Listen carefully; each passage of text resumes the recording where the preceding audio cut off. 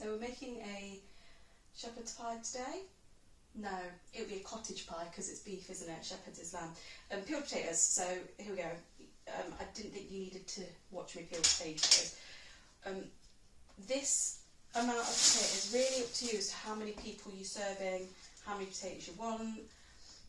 If you were using, you know, fairly big potatoes, sort of this size, you may be okay with 3 of them or 4. I've got a few little ones in here as well. They're going to be boiled and mashed. So what I would say is when you're cutting them, cut them into quite small pieces, because ultimately the smaller the pieces, the quicker that is going to cook. It saves you some energy and just makes what can be quite a lengthy dinner just that little bit quicker, because your potatoes aren't going to take quite as long to boil. Now, with this, I would again use a pan with a lid if you have one, just because that lid is going to keep your heat in the pot and it's going to increase your cooking time. Nice big pan here, just to prevent the washing up really. If it's big enough that I can comfortably mash the potatoes in as well, even better, so I don't have to transfer it to another pot.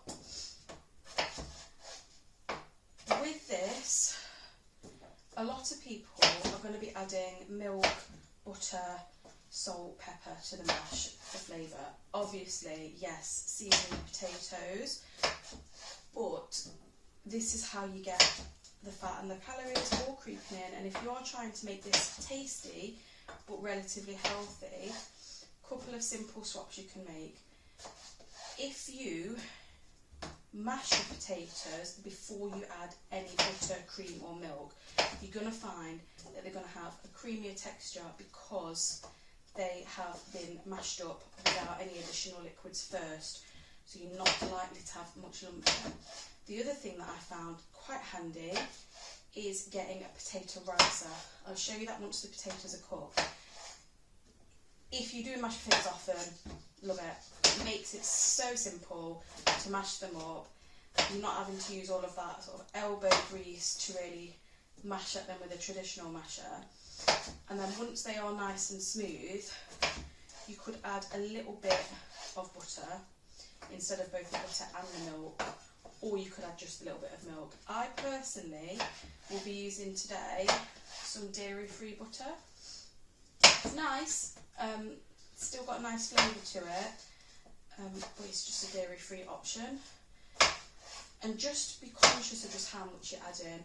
If you use a teaspoon to add it in, you can add in the same amount you might usually do, but add it in different parts so that it mixes through evenly without you having to add like a bit more, just a bit of extra creaminess. I would also say, while you're boiling your potatoes up, add some salt to the water as they're boiling. So quite a lot of potatoes here, as you can see. I'm going to add some hot water, get these going so that they're boiling away while we're doing the mince.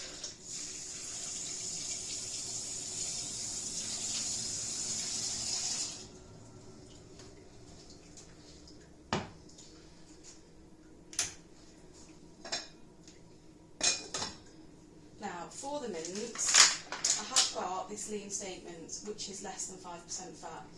Now you will find that your price per kilo is much more expensive than if you're getting one with a 20% fat content. And I know that's a factor.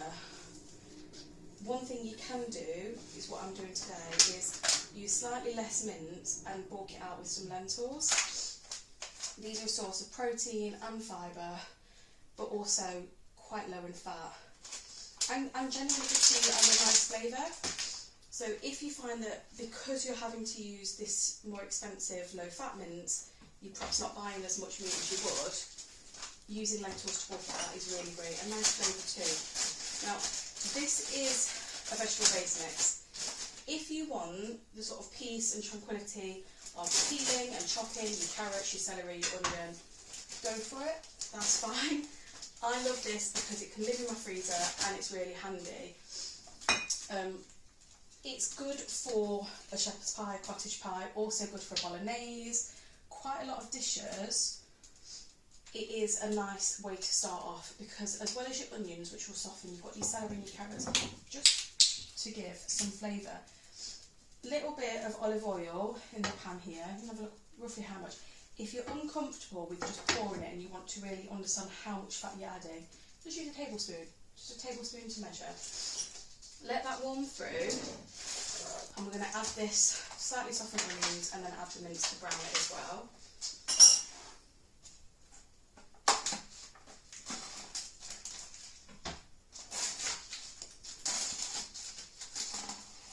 I have chopped all of my baked beans here, just easier as I'm cooking. It's not hot enough yet. Now, for flavour, we've got garlic paste. Love this stuff because it's just easier than having to chop up fresh garlic, but look, it just gives you the consistency of minced garlic. This one will need to go in around the same time as your onions and your beef, because again it needs to cook.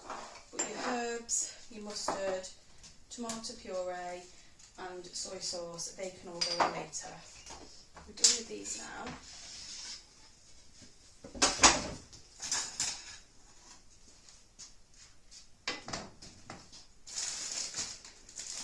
So, if you were cooking this yourself, you could use 1 onion, 1 carrot, 1 stick of celery. If you are using a base mix, just about enough to kind of just slightly cover the bottom of your pan. I have got a very big frying pan here, because ultimately there's going to be quite a lot of ingredients when we're all done. If you don't have a frying pan that's quite this big, it's not a problem, because what you can do is use a big saucepan that's got slightly higher sides.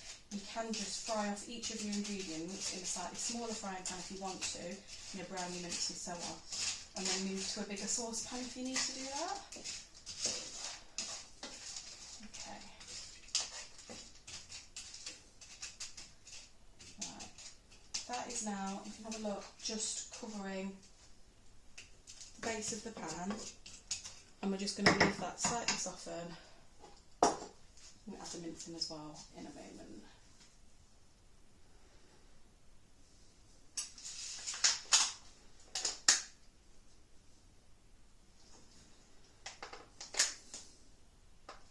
Tell you a funny story. My daughter made us a nice meal a few weeks ago. Served us with some paper in it, which can happen to the best of us, right? So if you are like my little girl, remember just to take your paper off once you add your mince to your pan. So this pan's not quite hot enough yet, so nothing is quite browning, but it will hot up. It will get warmer. And just leave that to do what it's doing. Garlic, if you don't like garlic, absolutely can omit this. I love a bit of garlic, so I'm going to go in with 2 teaspoons. You could use just the one. It seems like a lot. Once it's all cooked through, it is really not that much. Just leave that to brown off. Now, thyme and rosemary.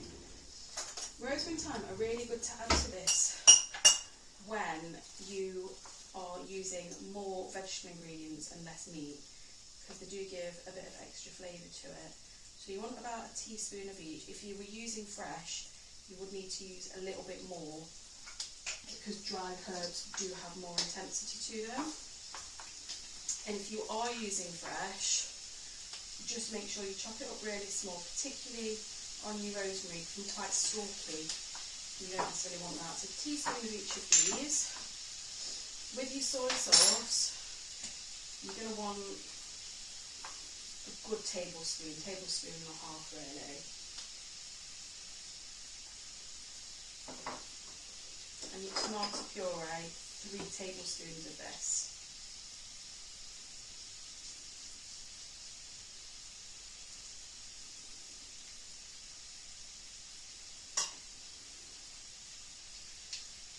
Mustard, I've got Dijon mustard, you could use English, doesn't really matter.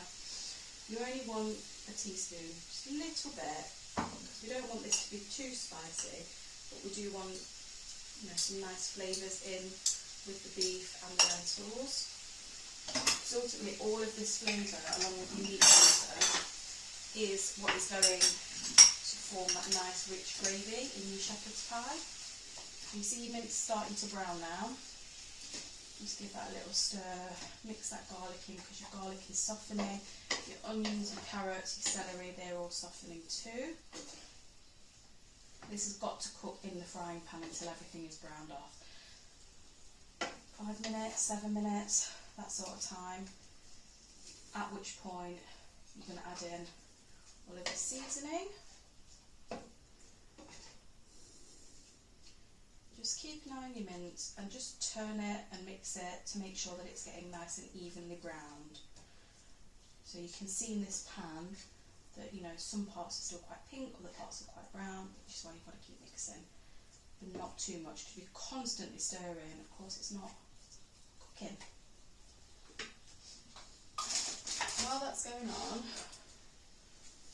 I'm going to boil this kettle for some hot water for some stock, trying to find an appropriate mug that doesn't have sear in there.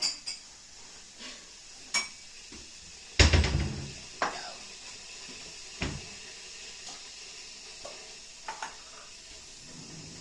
Now, if you want to use a measuring jug to measure out how much stock, that's absolutely fine. You don't need a lot ultimately. This is the stock that I'm using, but you could just use an OXO cube, whatever you'd like to do. You can just stick it straight in there and then just free pour some water if you want to. Some people do prefer to make it separately and then pour it in, just because they're conscious about lumps. My potatoes, you see, are boiling up, so I'm just going to turn them down to simmer now.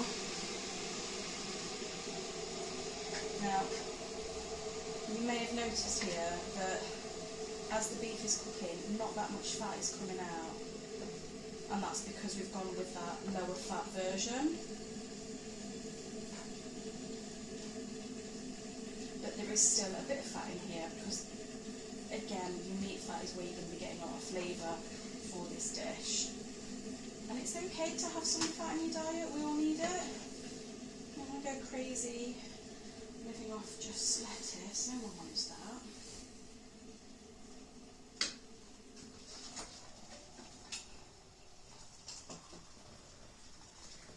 So I've got here a mug's worth of veg stock.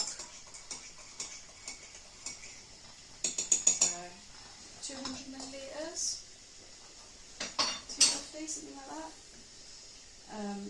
Half a pint you could make in a jug. Ultimately, you pour the stock in last, just so you can sort of see how much liquid you're adding.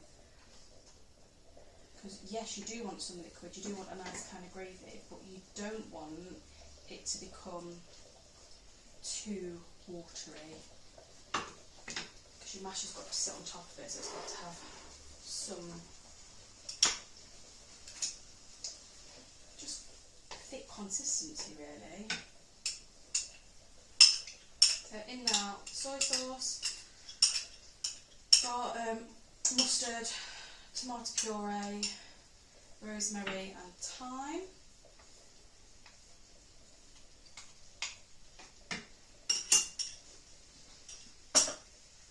And of course salt and pepper. Don't be afraid to season this, you're cooking from scratch.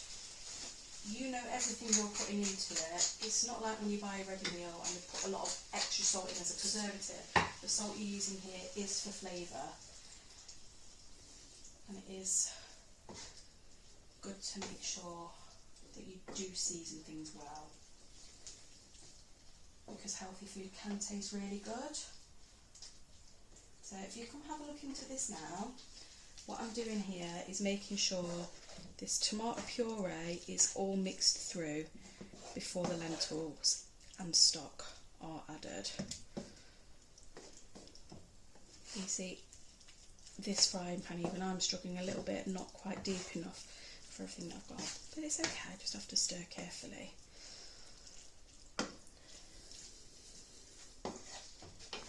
Kept this saucepan on high the entire time it's been cooking. It's on a fan, pop it up to 6 now, because you really want to make sure that mince is nice and browned. Now these lentils, super easy, they're already cooked, don't need to worry about soaking, boiling, anything like that. Of course you could use lentils from a tin, they're quite good. You could also get dried lentils, you know, soak them, cook them up, whatever works for you. Add your lentils in. Just going to bulk this out, a bit more protein, a bit more fibre, but also a really nice peppery flavour. This type of lentil is called a poi lentil. It holds its shape. Now, if you were to substitute this, you could go for a tin of green lentils, that would be okay. They also hold their shape fairly well. Please do not substitute for red lentils. Red lentils will not work in this dish. Red lentils are great to thicken a soup or a stew or a dal, something of that nature. They just cook down and they don't hold their shape at all. And you're not going to have a kind of mince, shepherd's pie, cottage pie type texture if you're using red lentils. It's just going to kind of thicken up the stock, if anything.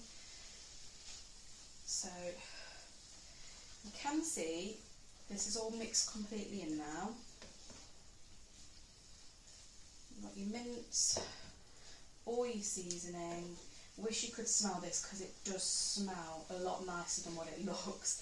It smells delicious. And I'm just going to pop some stock in.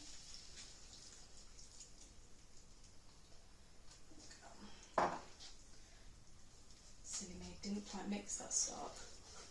So a little bit settled at the end. You see now it's liquid. And that will thicken up as it cooks. And leave this for a moment and check on our mashed potatoes.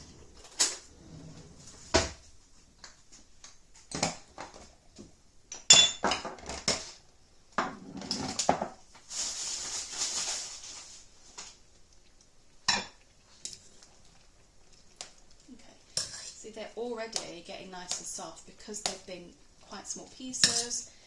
The lid's been on. A few more minutes on those. You can turn it off. Okay, so this has just been gently simmering while we wait on the potatoes. And I think the potatoes are now about done. Again, I'm just going to check these with a fork. Make sure they're breaking apart. Yeah, so when you're putting your fork in here, you have a look. If the potato is just breaking apart, that's fine. Don't really want to cook them any longer than that. So just disintegrate in the water. Colander. And then I'm just going to pour this water away.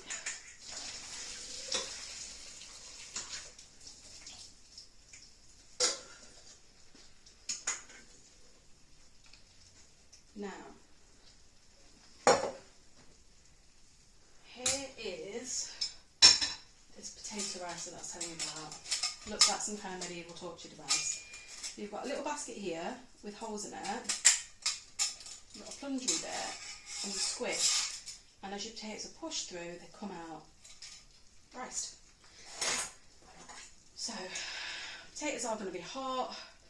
You know, if you've got asbestos hands, you whatever, lift them up, but otherwise you can use a spoon or a fork or something.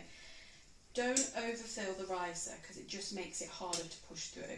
You just want a layer, just kind of covering the bottom like this.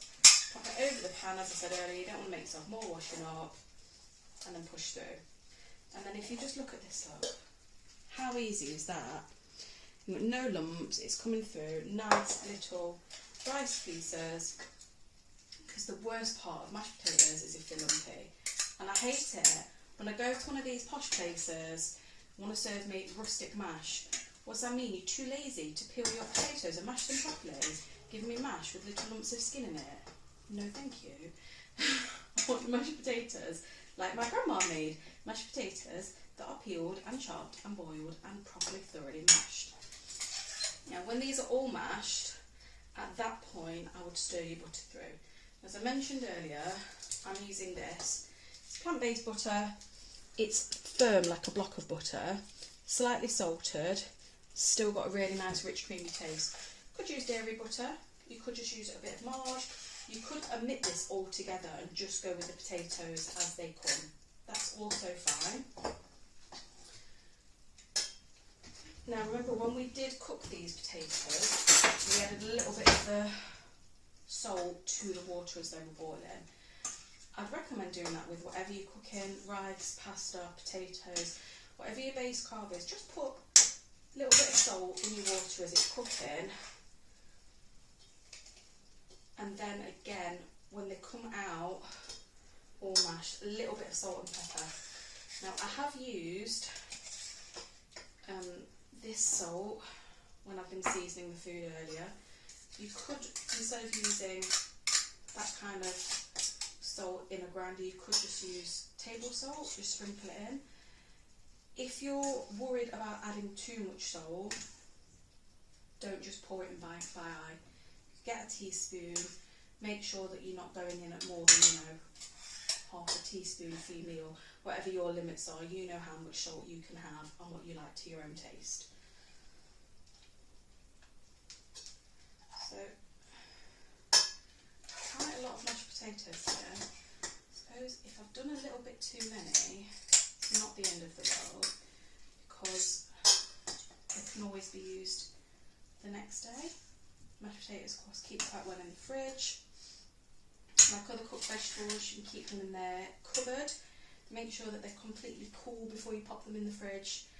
Problems arise when you're putting hot leftovers into your cold fridge, because that can raise the temperature of your fridge overall, and then the other things that are in your fridge, particularly if you've got things like meat, dairy products in there, are going to get warm, and that's when you're going to get a bit poorly. So just make sure things cool thoroughly on the side before you pop any leftovers into the fridge. I do find things will cool quicker if you separate them out into little boxes that you're going to store them in, rather than leaving them in the hot pan all in one big lump to cool. Now, almost here on the mash,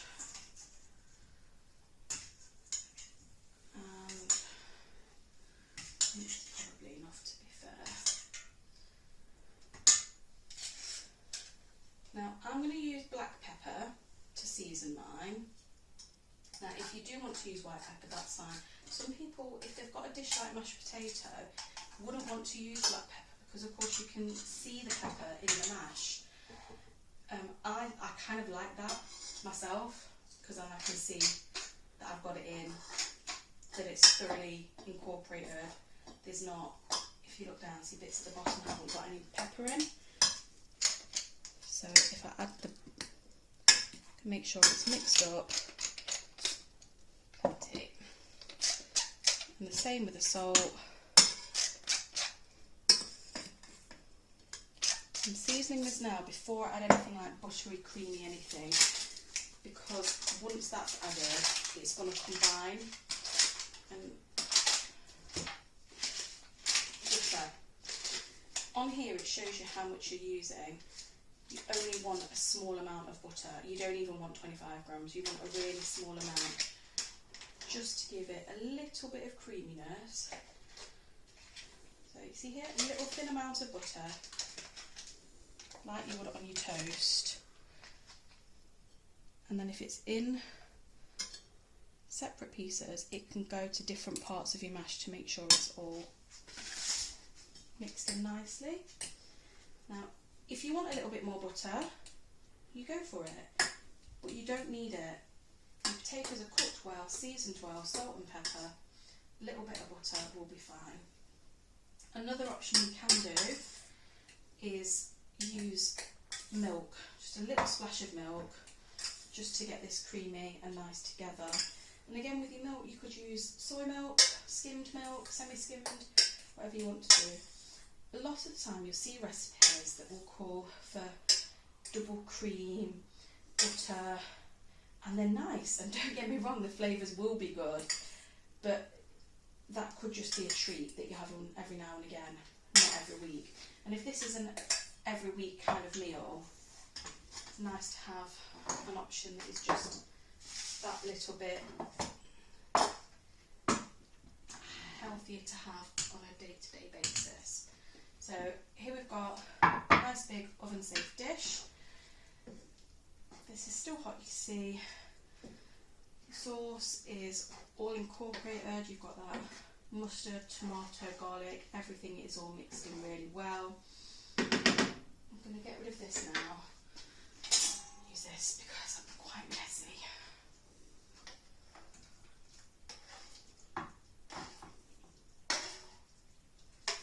Now, I have seen some people who are quite fancy pipe their mashed potato onto their shepherd's pie, and yes, that looks very, very nice. No, I shall not be doing that. So here is your mince. Just even that out. Make sure all nice and flat.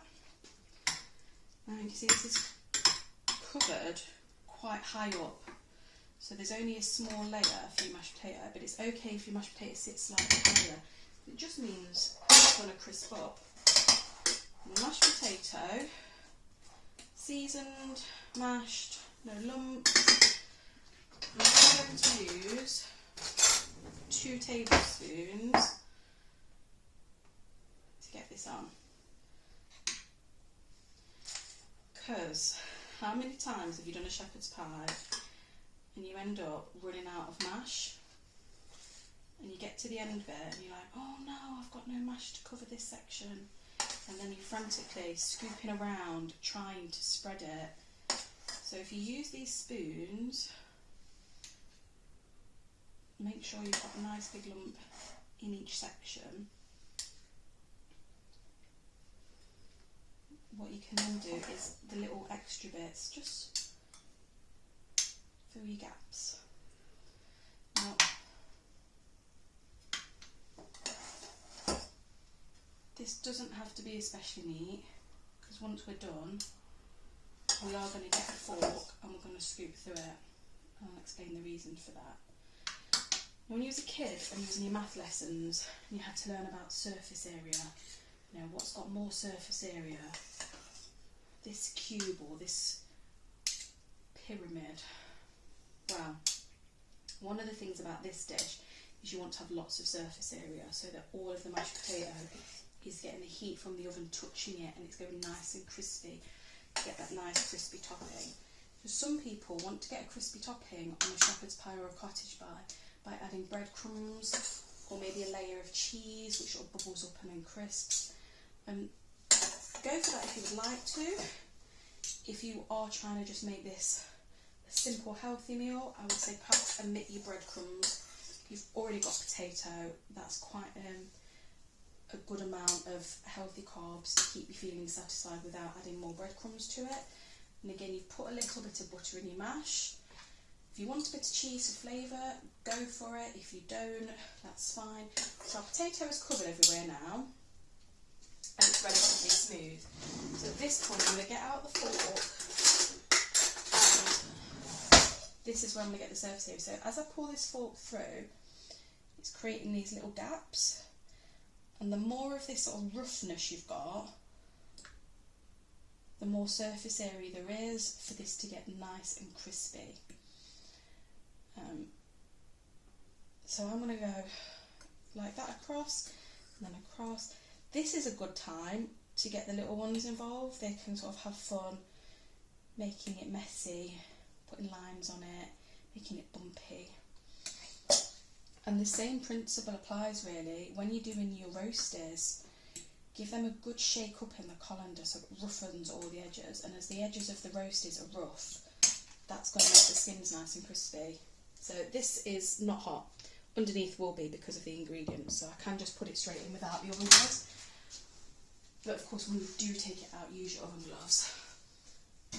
That's going to go in the top shelf, because ultimately everything in there is cooked pretty much. You just want things crisp up. I've got about 200 degrees, 20 minutes. Just keep an eye on it, take it out when it's crispy. Done. Okay, so about 30 minutes for the shepherd's pie in the oven, and it is now ready. So here you have it. Now, can you see what I was talking about earlier? This crispiness all on the top where it's been ruffled up. Now, this it's got lentils, carrots, celery, onion in it, and your mince. So it has got some veggies in. However, I would recommend serving this up with, you know, some carrots and peas, whatever goes well for you. You can just use some frozen veg. I'm just going to show you what this looks like inside. So you see potatoes nice and creamy even without that butter. Of which you've got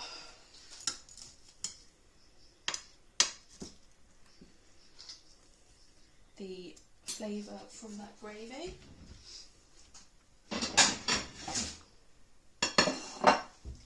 Now, the first piece from a shepherd's pie is always really, really messy to get out. But here you go.